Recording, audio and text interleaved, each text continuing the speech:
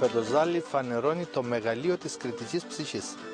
Τούτος είναι ο χορός, να πούμε, τον κριτικό, το Σφακιανό, τον Ανοπολίτο. Είναι πολεμικός χορός. Όταν χορεύεις το χορό, τον Πεντοζάλη, και ξέρεις την ιστορία του, ξέρεις ότι χορεύτηκε πρώτη φορά στην Ανώπολη, στα Σφακιά, αισθάνεσαι μέσα σου μια υπερηφάνεια, μια επανάσταση, ένα άλλο συναίσθημα τελείως διαφορετικό.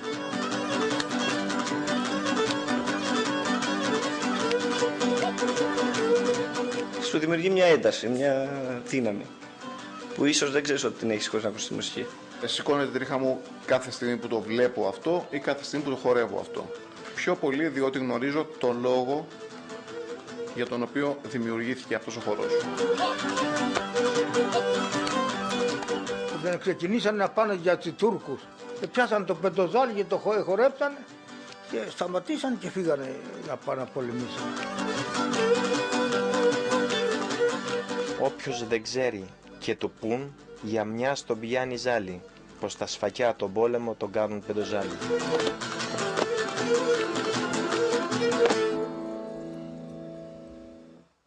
Η χορογραφία του εγγράφηκε στην Ανώπολη στην προπαρασκευή της Επαναστάσεως στις 10 Οκτωβρίου του 1769.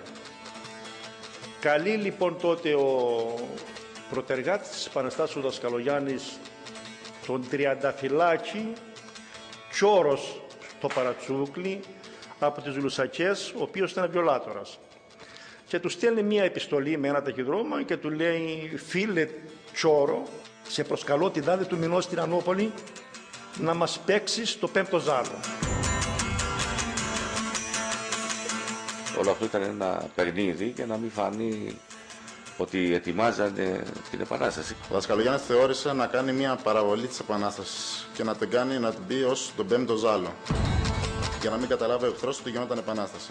Στην συγκέντρωση που έκανε για να αποφασίσουν και να ενημερώσει για τον ξεσηκωμό των Σφακιανών εναντίον των Τούρκων, αφού βέβαια είχε πιστεί ότι θα είχε την υποστήριξη της Ρωσίας, κάλεσε λοιπόν τον Γιώρο και του ανέθεσε να κάνει ένα χορό.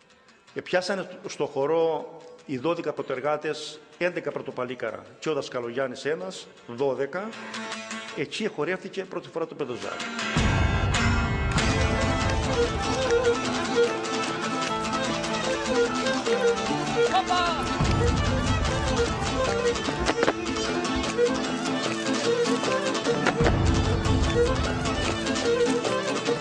Τον παίξαν οι Ρώσοι, τον παίξαν αυτό. Φτάσαν που θα του φέρουν καράβια και αυτό, δεν ξανασημώσαν αυτοί. Κάποιος πρέπει να κάνει την αρχή, άσχετα από το αποτέλεσμα, ας πούμε. Βέβαια, δυστυχώς το αποτέλεσμα ήταν αρνητικό, δικαιωθήκαν οι Κασάδρες. Αυτός θυσιάστηκε, σκέψου από τον εκδάρανε και δεν μίλησε. Τον Τανό τον εκδάρανε, του βγάλανε τις λουρίδες και δεν μίλησε καθόλου. Να πει όφη, και έκανε τον αδερφό του πέρα και τον κοίταζε. Και έτσι την πάτησε ο αδερφός του, τρελάστηκε από τον εσώρο. Και αυτός όμως δεν μίλησε καθόλου, να πει άχι μια φορά.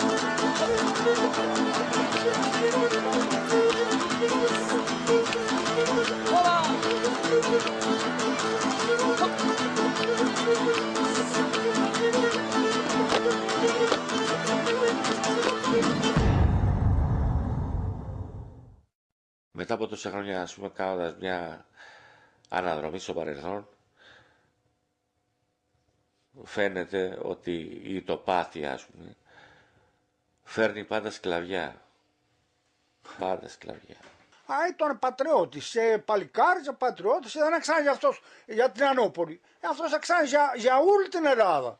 Του λέει να βάλω εγώ να αρχίξω από εδώ, θα ξεσωθούν κι άλλοι πλιαπέρα κι άλλοι όπως έγινε. Ούλα και Κρήτη στα χωριά άξα και πενεμένα. Μα στα Σφακιά ένα χωριό Ανώπολη το λένε. Που είχε έτσι 5 άσυγους, το δάσκαλο το Γιάννη. Είχε τον πρωτόπαπα και το έζεπε το Γιώργη. Δάσκαλο για, δάσκαλο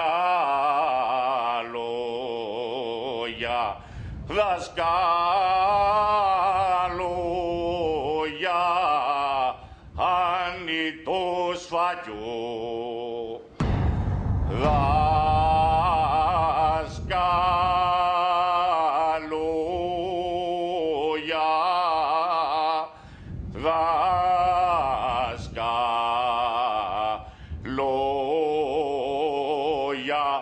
αν το σφαγιό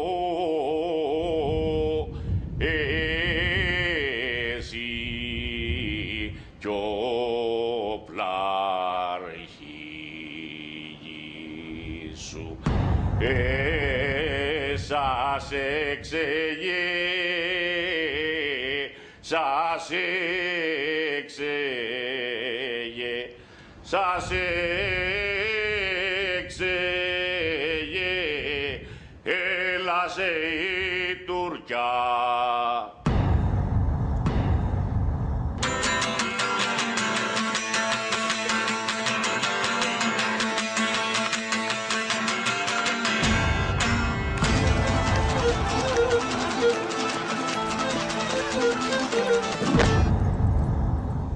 Το Πεντοζάλι δεν ήρθε κάποια στιγμή το 1770, προϋπήρχε σαν χορός. Είναι μία συνέχεια του αρχαίου Πυρήσιου, μπορούμε να πούμε σε παραφθορά, δηλαδή πολεμικός χορός και ο μεν, πολεμικός χορός και ο δε. Οι άνθρωποι που το χορέψανε ήταν άνθρωποι που δεν εκάδιζε μίγα στο σπαθί των, και αυτοί οι άνθρωποι κατάφεραν τον πόθο τους, τα συναισθήματά τους, την αγάπη τους για την ελευθερία της υπόλοιπης Κρήτης, την έκαναν χορό. Για κάθε ένα παλικάρι που έφευγε από το τέλος και έπιανε μπροστά, υπήρχε και διαφορετικό μουσικό γύρισμα. Αυστηρά 12 γυρίσματα, ούτε 11, ούτε 13. Όταν εμείς ο Σύλλογος ο δικός μου αναβιώσαμε κάτι τέτοιο, κάθε ένας από εμάς παρήσταν έναν από αυτούς. Ήμασταν 12 τον αριθμό, βγαίναμε μπροστά. Ένας από τους 12 ήταν μπροστά και οι υπόλοιποι 11 από πίσω αναπονούσαν το όνομά του. Ο αείμνηστος Παπαδάκης, ο βιολάτρας, ο ναύτης από την Κίσαμο, νεαρός ον, κάποια φορά τον έβαλε ο Μαύρος να παίξει το Πεντοζάλι και του παίξε 13 γυρίσματα. Και σηκώνει το Μαύρος και του λέει, ποιο ήταν το 13ο παλικάρι του δασκάλου Γιάννη, και εγώ του λέει δεν το γνωρίζω.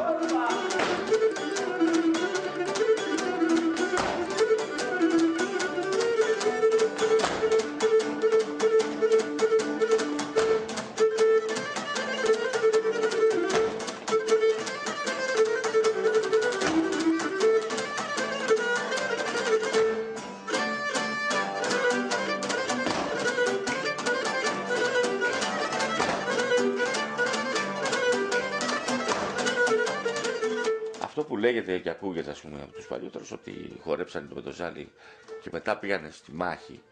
Ναι, χορέψανε, τον παριστήκανε, ας πούμε, γιατί δεν θέλανε το θάνατο, ας πούμε, δηλαδή την ιδέα του θανάτου, να την αποσύσουν από πάνω τους, ας πούμε, να τη βγάλουν από πάνω τους, ας πούμε. Κηρύξαν οι Ιταλοί τον πόλεμο το 40 και μαζευτήκαν όλοι που επιστρατευτήκανε εδώ στην πιάτσα, στην Παπούρα, λέμε εμείς, τα μαγαζιά που είναι πάνω, και θυμάμαι και χορεύανε και μπαίνανε στο λεωφορείο να πάνε στον πόλεμο, οι νεαροί. Δεν τον ένοιαζε, ας πούμε, ο θάνατος, δεν τον ένοιαζε, ας πούμε, τίποτα. Ήτανε υπερφυσικός άνθρωπος. Γινότανε άλλο πράγμα, εξαϊλωνόταν. Θυμάμαι μες στα πιτσιρίκια εμείς του Δημοτικού Σχολείου Τετάρτης, Τρίτης, και πήγαμε από τώρα να φύγουν για τον πόλεμο και πιάνε τους καμαρώναμε.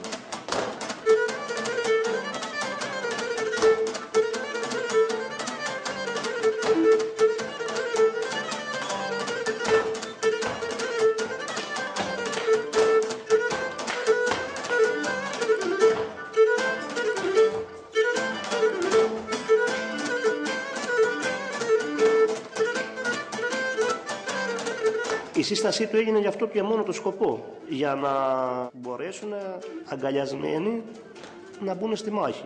Είναι ο μόνος χορός που δένεσαι με τον διπλανό σου.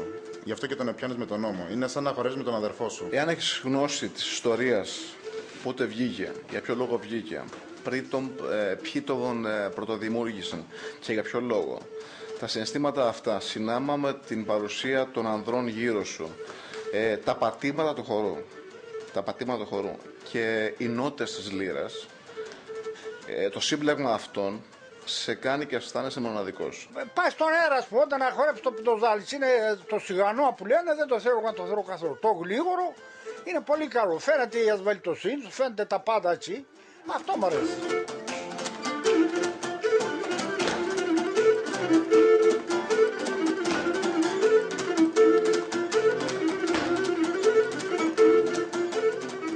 Χορεύαν σαν άντρες να πούμε που είχαν θηρία και άμα ήταν σε μέρος να πουνάνε τάβλες, αυτό, εσπούσαν οι τάβλες. Αυτή τη σκηνή την είδα με τον πατέρα μου, στο σπίτι του, το πατρικό, όταν παντρευόταν ο αδερφός του, που σπάσαν τα σανίδια, έσπασε τα σανίδια του οντά. Αυτό μου έκανε τρομερή εντύπωση. Εκείνη τη στιγμή νόμιζα ότι κατέβηκε ο Θεός.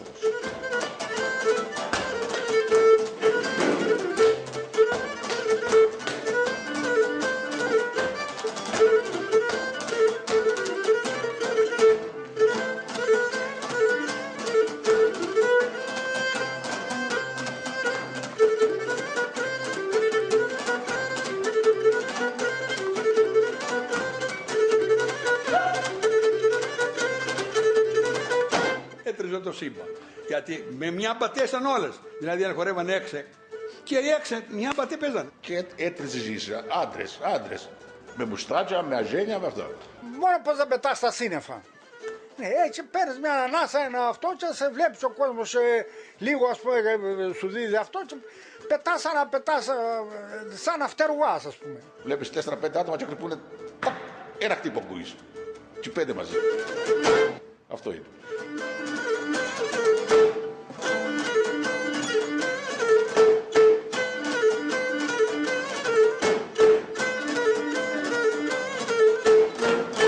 Αποζητούσε ο ίδιος ο κόσμος από μόνος του να χορεύεται το πεντοζάλι, ας πούμε, για να απολαμβάνει αυτό το τζάρχαρο που λέμε εμείς, ας πούμε. Μωρέ, μα δεν κάνουν τζάρχαρο αυτοί οι άνθρωποι, τα άνθρωποι είναι, ας πούμε.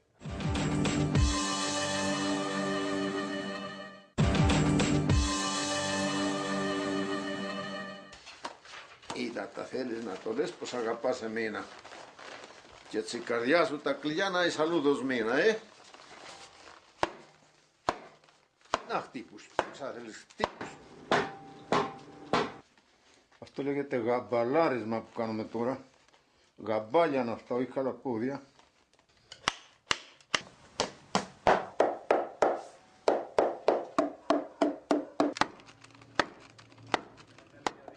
Εγώ θυμούμαι γέρους 60 χρονών, 65 και δεν είχαν υποδήματα με μπρόκες, τα τακούνια μπροκαδούρες, βιδόμπροκες τη λέγανε και του άρεσε να χορέψει με τις μπρόκες και χτυπούσανε.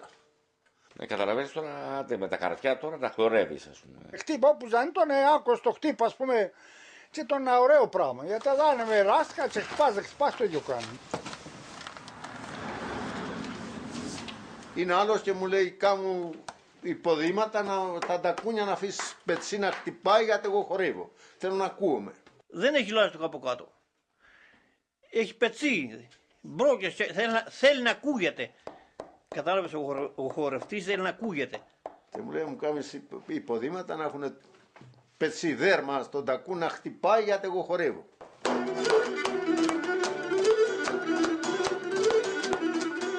Χόρευα και πάρα πολύ. Και ο Μάρο όταν παντρεύονταν του Βαγγέλη μια συγγενή στη χώρα του Σφακιού, τον έπαιρναν του Ρουντούς, μπορεί να παίξανε, δεν να το πω στην παροτριά στην ώρα που χόρευαν. Στον αέρα βέβαια. Ναι. Αλλά πήγαινα πεταχτός, σαν το πουλί.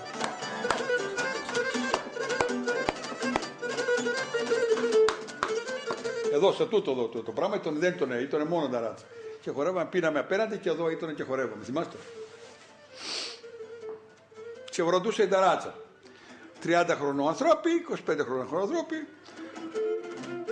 Είχα την τιμή να δω παλιότερους χορευτές, οι οποίοι βέβαια ήταν τόσο απλοί στο χορό τους, αλλά γενικά το στήσιμό τους, η εμφάνισή τους, η παρουσία τους γενικότερα, αυτή η ανθρωπρέπεια που βγάζανε, σε καθήλωνε. Μόνο δηλαδή που βγαίνανε πάνω και πιανόταν από τους ώμους, έλεγες ότι αυτοί δεν ήταν ανάγκη να χορέψουν, ήταν καταξιωμένοι πριν χορέψουν. παλιοί μας χορεύανε το χορό και στραταρίζανε που λέμε. Πιάνανε και δεν έβλεπες οξομόνο και κεντούσανε με τα πόδια τον τόπο. Και καμιά φορά έπαιζα και ένα σάλτο και γύριζα άνω κάτω. Και στέλνουν πάλι με τα πόδια. Το ζάλα μας δεν είναι νέος, τι έπαιζε να κάνεις έτσι τα ποδαράκια σου, δεν είναι πράγμα αυτό. Να είναι νέοι ανθρώποι να κάνουν ανταλήμι, να κάνουν να δείξει πως είναι πεντοζάλι. Όπως είμαι στα εγώ τουλάχιστον, το κάνεις δεν το πεντοζάλι. Με το πρώτο σάλτο απέφτεις κάτω.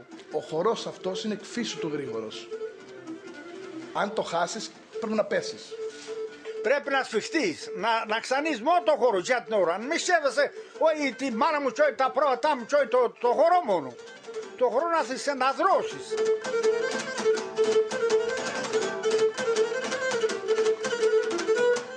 Το πεντοζάλι το χορεύουν ανθρώποι που βράζει το αίμα τους. Θέλει ανθρώπους νέους, ανθρώπους που θέλουν να εκφραστούν, ανθρώπους που κάτι ζητούν, ανθρώπους που επαναστατούν, χωρίς βέβαια αυτό να απαγορεύει τους γερόντους να το χορεύουν, γιατί οι γερόντοι εκ των πραγμάτων το χορεύουν και πιο λεβέντικα και πιο αρχοντικά, έτσι. Το λεβέντι τον έκανε τον καθένα η ψυχή του, δεν τον έκανε το σώμα του. Και αυτό που διαθέτει ο καθένας, που είναι το σωστό, είναι η λεβεδιά του.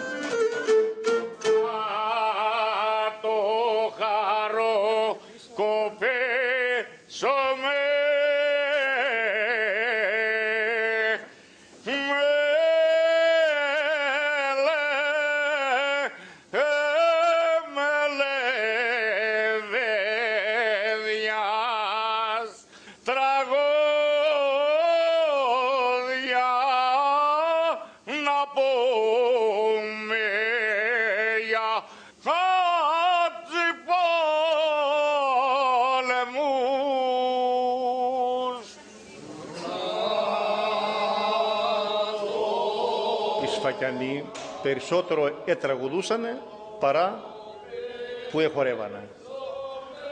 Αυτό έχει να κάνει με τον τρόπο ζωής και με τη μορφολογία του εδάφους. Δηλαδή αν χορεύανε 5 άτομα, τραγουδούσανε 10. Και δίνανε πιο πολύ βάση στα ριζίτικα. Τα βγάζανε αυτοί που πηγαίνανε στη Μαδάρα και βόσκανε τα προβατάτονα. Τα βγάζανε λέει στις ρίζες του βουνού, οι ριζίτες οι λεγόμενοι. Εξού και τα ριζίτικα. Τους βγάζει ο τόπος, τους βγάζει το καροτράχαλο του εδάφους. Εδώ πέρα για να επιβιώσουν στη Σφακιά οι άνθρωποι έπρεπε να ήταν τρομερής αντοχής, έπρεπε να παλέψουν με τα στοιχεία της φύσης, με το φτωχό του εδάφους. Ως εκ τούτου διαπλάσανε και σώμα και ψυχή υπερήφανη. Άντε βήμα! Παρέα!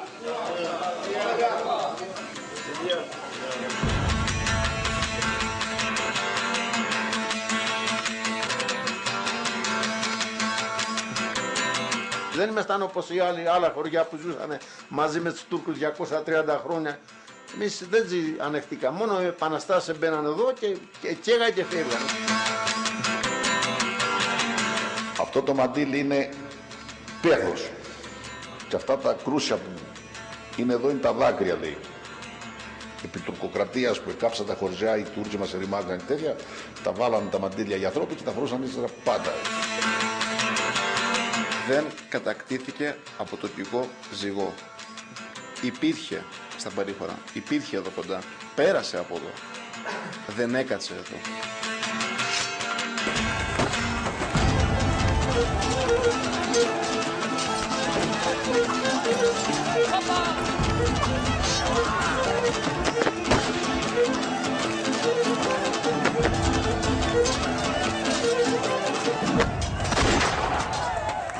Οι άνθρωποι ήταν ζυμωμένοι προς αυτή την κατεύθυνση, ας πούμε. Και ό,τι και αν κάνανε, το κάνανε με πάθος. Και το λάθος με πάθος το κάνανε. Αυτό που άλλοι το λένε παράδοση, εμείς το έχουμε σαν τρόπο ζωής. Τον ημερό μου το θυμούμαι εγώ τα πρώτα 15-20 χρόνια, έπρεπε όλοι υποχρεωτικώς να φορούν μαντήλια στο καφέ όταν πηγαίναμε. Και άμα κανείς δεν φόρεσε, ή τον κοροϊδεύανε σαν μια γυναίκα που να μην φορεί βράκα. Σε περιβόλε κάθομαι κι άλλες μιαν ημέρα Πολλούς χορούς έκαναμε κρατώντας απ' τη χέρα, σε εκείνα τα βαρέματα, σε εκείνα τα παιχνίδια, χάσαμε ένα λόλωμα 4 δάχτυλίδια. Κατά τη γνώμη μου δεν είναι καλύτερο πράγμα να μάθεις να χορεύεις και να τραγουδείς. Άμα τα ξέρεις αυτά, κάτσε και στο σπίτι σου και να βγαίνεις καθόλου έξω. Και δίχως άλλο κάτεχε, αυτό είναι το δικό μου, και από μακριά γνωρίζω το πως είναι το δάχτυλιό μου. Καλό είναι. Ναι, άμα δεν πάει να γλεντήσεις, να χορέψεις, να πούνε ποιος είναι αυτός που χορεύει, μπράβο. Τα πάντα ζερεύεις. Να πάει να φάεις μόνο και να ψήσεις. Να πάρεις στο σπίτι σου αγιοκρέα, να το βράσεις, να το φάεις.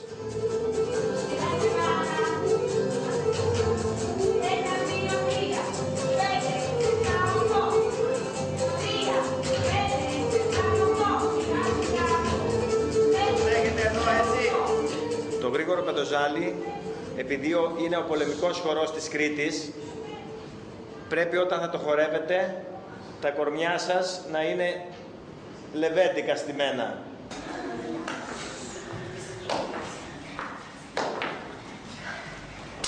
Ονομάστηκε Πεντοζάλι, όχι γιατί έχει 5 ζάλα, 5 βήματα, είναι μεταφορική η έννοιά του, ήταν το 5ο βήμα, η 5η απόπειρα για την απελευθέρωση της Κρήτης από τους Τούρκους.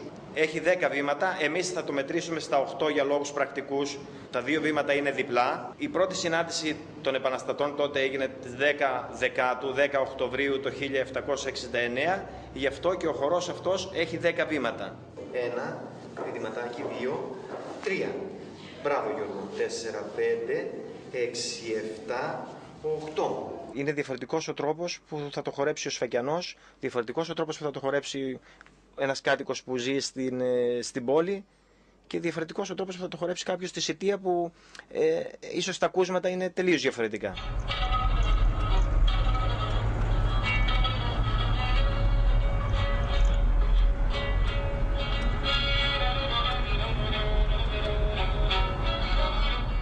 Με τον προβάτο τα μαλλιά τα φτιάχνουν τα κιλίμια. Πρώτα μαθαίνουν το χορό και ύστερα τα ταλίμια. Να χορέψεις να αρχίσεις σεμνά και τελευταία το είναι για να αφήσεις, παίξτε δυο πιδαράκια. Όποιος θέλει να χορεύει παραδοσιακά, χορεύει σεμνά. Οι φιγούρες είναι και αυτές μέσα στο πρόγραμμα, αλλά ο χορός είναι κάτω. Και το ταλίμι πρέπει να γιανεί στην ώρα του, όχι όλη την ώρα.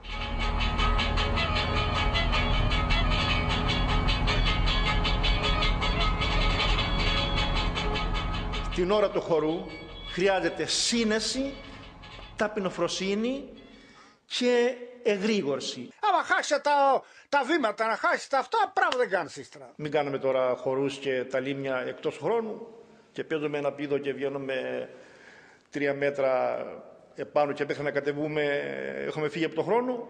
Δεν χρειάζεται να κάνουν ούτε τσαλίμια, ούτε τον βλέπεις με την ώρα που πάει να σηκώσει το πόδι, λες ότι αυτός είναι η ψυχή του χορού.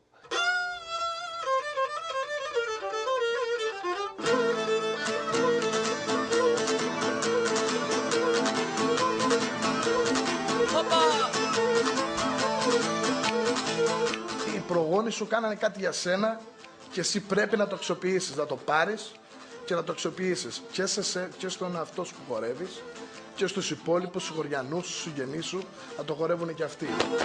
Φαντάζομαι πώς θα το χόρεψαν το χορό αυτό οι πρώτοι το 1770. Θα ήθελα πάρα πολύ να τους δω δηλαδή για να καταλάβω το πώς νιώθανε εκείνοι οι ανθρώποι. Αναφεσβήτητα οι καλύτεροι χορευτές που χορέψανε ποτέ το Πεντοζάλι ήταν οι πρώτοι 12 που το χορέψανε εδώ πέρα στην Ονόπολη, όταν έγινε η Επανάσταση. Τώρα όλοι οι υπόλοιποι προσπαθούμε απλά.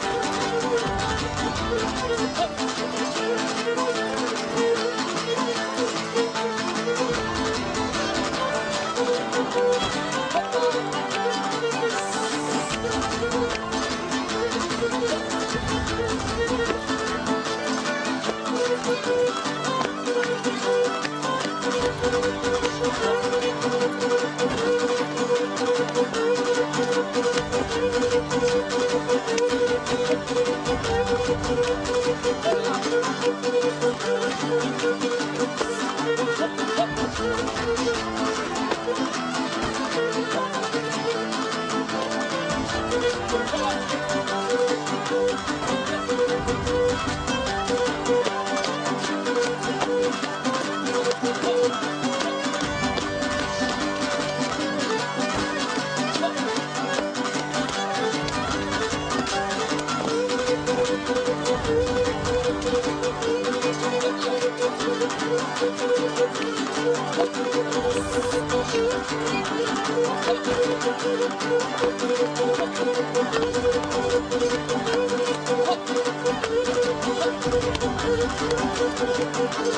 you.